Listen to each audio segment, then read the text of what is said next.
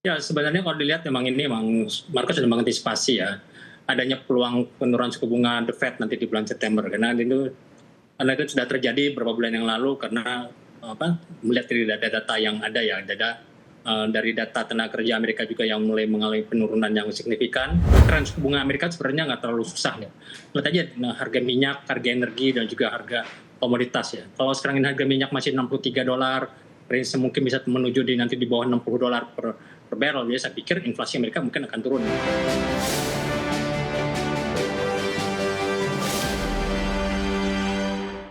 Terima kasih untuk Anda yang masih bergabung bersama dengan kami, dan di segmen ini kita akan review jalannya perdagangan di sepanjang hari ini di awal pekan pemirsa. Dan kami ingatkan kembali Anda masih bisa berpartisipasi di WhatsApp interaktif di 0812 di 8788 di 3723 seperti yang tertera di layar televisi Anda nantinya. Dan saat ini kami sudah terhubung melalui Zoom bersama dengan Bapak Andri Zakaria Sregar selaku founder Citi Saham. Kita akan langsung sapa saja Pak Andri, selamat sore. Apa kabar Pak? Selamat sore Mas David, alhamdulillah baik. Terima kasih Pak Andri sudah meluangkan waktu di IDX Channel. Kabar baik datang juga dari indeks harga saham gabungan setelah ditutup melemah di perdagangan akhir pekan lalu. Awal pekan ini indeks harga saham gabungan mengalami penguatan signifikan, Pak, sudah kembali ke 7.900-an. Tidak hanya indeks harga saham gabungan, Bursa Wall Street, Eropa dan Asia juga beberapa indeksnya mencatatkan level tertinggi. Analisis Anda, penguatan yang terjadi untuk indeks harga saham gabungan di awal pekan, Pak? Ya, sebenarnya kalau dilihat memang market sudah mengantisipasi ya, adanya peluang penurunan suku bunga The Fed nanti di bulan September. Karena itu sudah terjadi beberapa bulan yang lalu karena melihat dari data-data yang ada ya, dari data tenaga kerja Amerika juga yang mulai mengalami penurunan yang signifikan. Tapi yang pasar lihat sekarang bukan cuma penurunan suku bunga, tapi melihat berapa penurunan suku bunga nanti yang akan terjadi tanggal 16-17 September nanti FOMC meeting ya. Karena kan pasar sebenarnya pengen 50 basis point ya, seperti yang banyak juga disahkan dari Menteri Keuangan dan juga Presiden Trump ya. Tapi kalau melihat data kemarin, data PPI-nya naik, retail sales-nya juga data ekspektasi, dan juga GDP-nya juga Amerika kemarin defisit naik, saya pikir market hanya akan dapat 25 basis point. Jadi sekarang ini kalau dilihat ya cenderungan market sekarang buy on rumor untuk The Fed nanti cut 25 basis point nanti pas pertemuan 16-17 September itu. Dan juga kemarin juga kan kalau untuk Indonesia mungkin katalisnya dari Bank Indonesia ya, kemarin baru pangkas suku bunga yang ketiga kalinya ke 5%, jadi saya pikir juga memberikan double momentum lah. Jadi kemarin dovish comment dari The Fed Powell dan juga ditambah juga dari penurunan suku bunga Bank Indonesia, saya pikir ini memberikan katalis untuk indeks kita untuk menguat dan menuju 8.000 lagi. Baik. Bagaimana Anda melihat potensi indeks harga saham gabungan balik lagi ke level 8.000-an? Untuk sementara sentimen tarif cukup tenang, Pak Andri. Kemudian juga para investor masih menunggu beberapa data ekonomi Amerika Serikat lainnya. Ya, kalau dilihat sebenarnya kalau seperti saya bilang ya, jadi emang kalau melihat tren suku bunga Amerika sebenarnya nggak terlalu susah ya. Lihat aja harga minyak, harga energi, dan juga harga komoditas ya. Kalau sekarang ini harga minyak masih $63, range mungkin bisa menuju nanti di bawah $60 per barrel. Jadi saya pikir inflasi Amerika mungkin akan turun. Jadi kalau saya imbas dari tarif impor Trump, saya pikir bisa dibalance, bisa di counter ya oleh jadi penurunan harga energi ini yang mungkin yang sedikit tidak diantisipasi oleh pelaku pasar ya. Jadi kalau saya lihat kekhawatiran terhadap tarif impor Trump ya, berapa kali kan sudah direvisi, nya turun sampai cuma 19% atau bahkan lebih rendah dari itu, saya pikir ini memberikan katalis juga. Jadi artinya sekarang ini memang IHSG sekarang ini memang masih didukung oleh saham-saham konglomerat ya. Jadi mungkin karena konglomerat kemarin beberapa grup, contohnya grup Barito, grup Lipo sekarang ini udah mulai bangkit lagi, dan juga grup dari Sinarmas dan juga grup dari Saratoga, saya pikir juga ini masih bisa memberikan momentum ya. Cuman Baik. Karena kenaikannya sudah banyak secara signifikan ya grup konglomerat ya, mau tidak mau fund-fund atau investor asing lebih memburu sekarang saham-saham blue chip ya, terutama dari saham-saham dari perbankan contohnya kayak Telkom dan juga BCA dan Mandiri. Baik, untuk hari ini Pak, dari sisi sektoral, sektor yang sensitif dengan kebijakan suku bunga tampaknya kompak menjadi penopang indeks harga saham gabungan dari perbankan big cap, teknologi, kemudian juga dari sisi properti. Kita ke perbankan big cap terlebih dahulu Pak Andri. Analisis untuk BBRI yang kenaikannya paling signifikan jika dibandingkan dengan perbankan big cap lainnya. analisis dan rekomendasinya atas capaian BBRI di sepanjang perdagangan hari ini. Ya kalau dilihat setelah banking yang tadi saya bilang kan ada rotasi ya. Sekarang setelah sepanjang bulan kemarin asing banyak jualan untuk saham-saham banking termasuk blue chip BRI dan juga Mandiri dan BCA, yang paling banyak di BCA ya, karena tahun ini BCA asing udah jual sekitar 17 triliun. Jadi kalau dilihat mereka mungkin masih beli lagi, karena kenapa? Karena tidak ada lagi momentum yang bisa mengangkat indeks. Konglomerat ini sekarang sudah relatif lebih mahal ya. Mungkin ada beberapa saham konglomerat yang masih belum naik.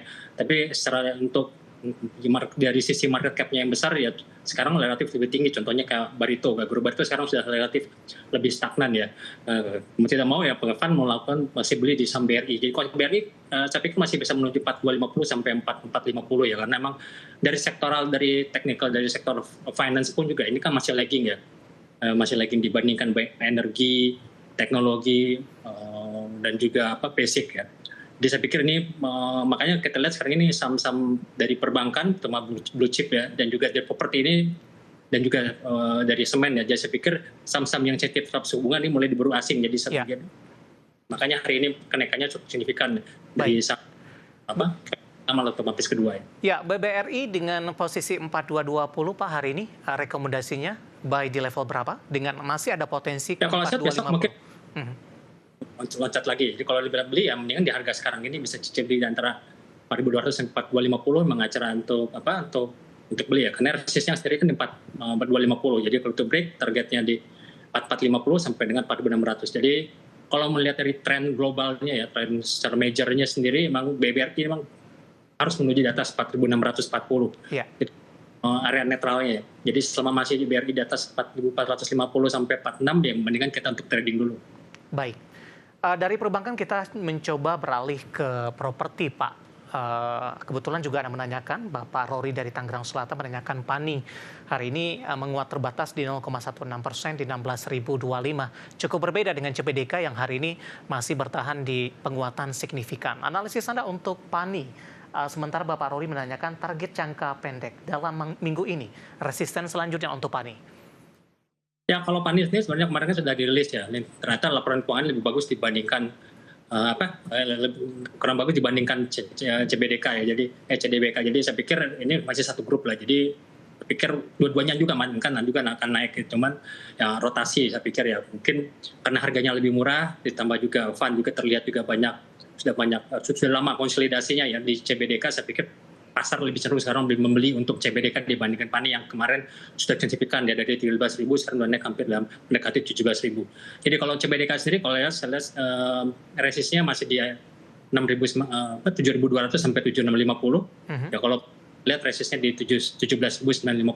Saya pikir dua-duanya juga pasti akan break karena memang dari sektor propertinya pun juga sudah break ya secara teknikal. Jadi dari laporan keuangan dari fundamentalnya grup PANI ini sendiri juga bagus, ditambah dengan sektornya juga ada breakout. Saya pikir ini yang layak kita koleksi untuk jangka pendek. Oke, PANI buy di level berapa Pak? 16.025 penutupan hari ini. Ya saya pikir masih bisa beli di area sekarang ya. Mungkin ya mulai turun pun sampai agak terbatas ya, karena memang cycle-nya sendiri dari grup PANI juga propertinya kan bagus karena sentimen dari suku bunga turun. Ya, cuman yang kita tunggu seberapa kuat turunnya, dan kita lihat apakah suku bunga KPR juga akan turun. Kalau suku bunga akan turun, ya mungkin melajunya sektor properti akan lebih signifikan lagi dibandingkan banking. Karena sudah 2 kali BI menurunkan, tanda-tanda dari perbankan masih cukup lambat atau responnya sampai sejauh ini.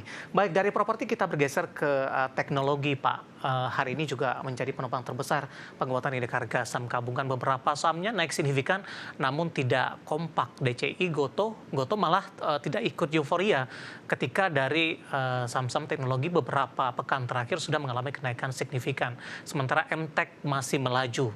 Nah, kebetulan juga ada pertanyaan masuk dari Bapak Rory dari Tangerang Selatan menanyakan MTEK, Pak. Hari ini penguatan signifikan. Analisis secara teknikal, Pak, kemudian juga dari sisi volume, mendukung tidak untuk MTEK?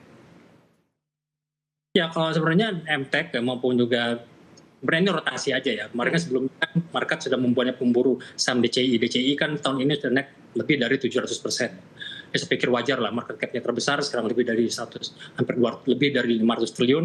Ya, saya pikir mau tidak mau ya karena harga sahamnya sudah mahal ya, sudah jenuh juga teknikalnya. Mau ya fund pasti akan mau switching ke saham-saham teknologi yang lebih murah. Contohnya kayak sebenarnya ya seperti ini. seperti kayak Wir, cuman juga WiFi, tambah juga dengan saham-saham yang lainnya. Jadi emang momentum dari luar pun sama ya, sektor Wall Street pun teknologi itu masih wave 3, artinya masih rally-nya akan sangat tinggi lagi nanti ke depannya. Jadi artinya market sekarang sudah melupakan tarif impor yang di Amerika yang sedang terjadi di dunia ya. Jadi diburu saham-saham AI ya, terutama AI chips yang sekarang lagi booming, contohnya Nvidia dan lain-lain. Jadi juga memberikan keuntungan juga untuk saham-saham di saham teknologi Indonesia ya. Jadi kenapa? Yang pertama dari sektornya pun sudah breakout, sudah new.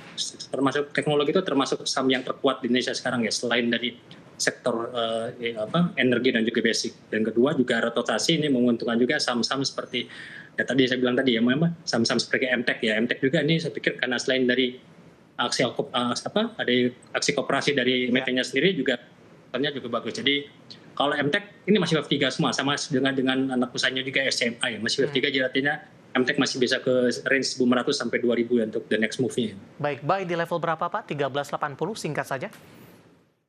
Ya kalau untuk jangka pendek ini agak rawan ya, mendingan kita cicil beli aja, kita beli setengah porsi dulu di harga sekarang ya, setengah budget, jadi mendingan budgetnya kalau turun ke 1.100 hati. Oke, analisis beberapa saham dan sektor yang hari ini menjadi penopang indeks harga saham gabungan yang menguat di atas 1%.